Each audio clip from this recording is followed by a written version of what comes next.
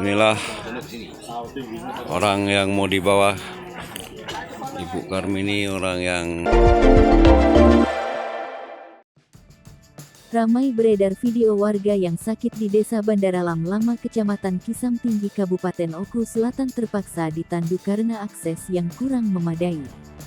Dihimpun Sripoku.com, di lapangan puluhan warga terpaksa berjalan kaki menyusuri jalan yang masih tanah kuning sejauh 8 km agar mencapai jalan poros untuk dijemput kendaraan. Perihal kondisi jalan diakuinya memang tak dapat dilewati kendaraan mobil, apalagi di saat cuaca penghujan.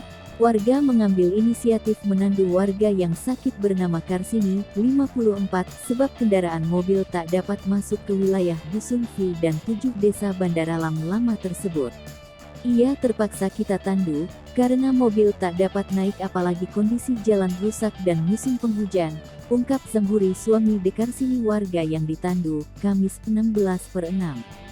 Dituturkan Zamhuri, warga terpaksa menandu berjalan kaki selama 1 jam agar dapat mencapai jalan poros. Bermaksud membawa Karmini ke rumah sakit di jantung kota Muara II, Oku Selatan. Ibu Karmini orang yang sedang sakit karena dibawa motor sudah nggak sanggup, terpaksa ditandu. Kendaraan pas nggak bisa, ditandu, digotong oleh masyarakat Desa Bandara Lam-Lama, Dusun 7, Dusun 8.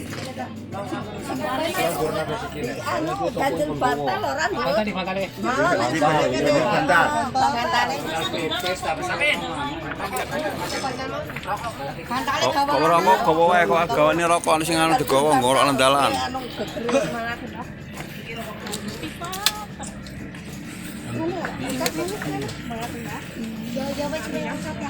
Sambar ngarep kayak tali ini anu jarite ditali kayak tali selempang no jarite selampeng no selempang no pas weteng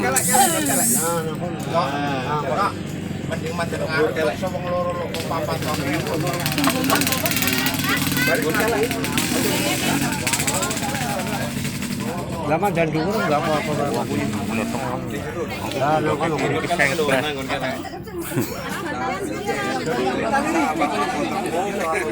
Undaknya sama nih, Mbak. Hai pemirsa Sripoku TV, jangan lupa komen, like, dan subscribe, serta tonton terus berita-berita terupdate lainnya